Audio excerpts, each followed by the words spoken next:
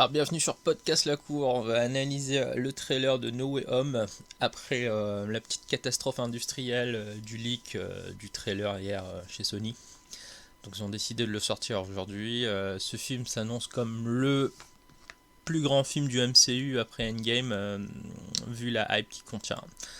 Donc le trailer il débute sur une scène entre Peter Parker et Mary Jane. Alors ça va être là ceux qui ont lu les Spider-Man et qui ont regardé les Spider-Man, on sait que c'est cette relation entre Peter Parker et Mary Jane Watson qui va être l'élément central de tout ce qui va suivre. Donc elle est en train de lire non pas le Daily Bugle de Jameson, mais le New York Post. Et ces événements ils font lieu à la révélation dans le dernier film de Spider-Man par Mysterio que la véritable identité de Spider-Man c'était Peter Parker.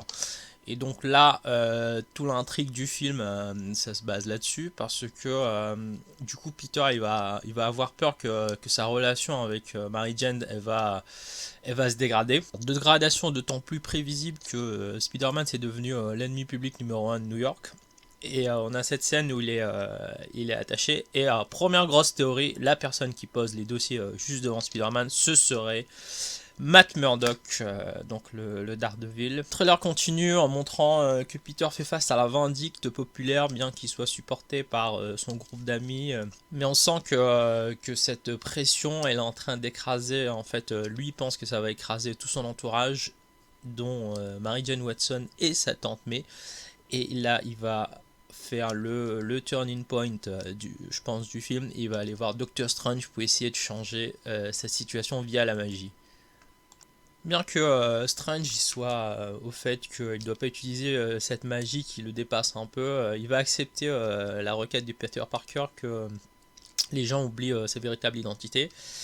Et on voit un Peter qui voudrait ajouter des exceptions à la règle, soit Tante May, son pote ou Mary Jane.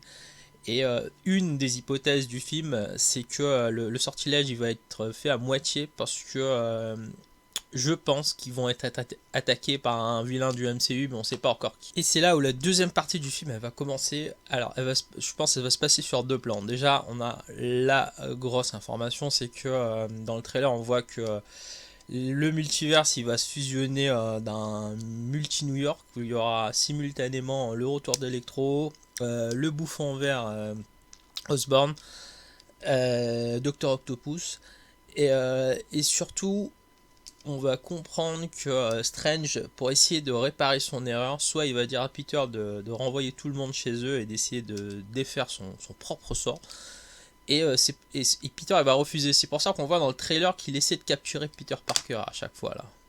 Et ainsi termine le trailer. Alors, quid de la grosse interrogation, est-ce qu'il y aura Tobey Maguire et Andrew Garfield? Voilà, donc ça c'est les grosses interrogations sur ce film à venir. Et du coup on peut se baser sur, je pense, le comics qui a inspiré ce film. S'appelle Happy Birthday. C'était un run de Straczynski, c'était sorti il y a quelques années, où Doctor Strange il faisait la même requête que Spider-Man là, et du coup il s'était fait attaquer par un vilain, et du coup Peter Parker était plongé dans une sorte de multiverse où il se voyait un peu dans le futur, où il pouvait réparer ses actions, où il se voyait, il rencontrait les autres Spider-Man du multiverse, et il demandait de l'aide pour accéder à sa requête. Mais si on fait le parallèle avec le film, c'est que sa requête, c'est que les gens ils oublient qu'il est Peter Parker. Mais je pense qu'il va se passer quelque chose avec Strange et tout.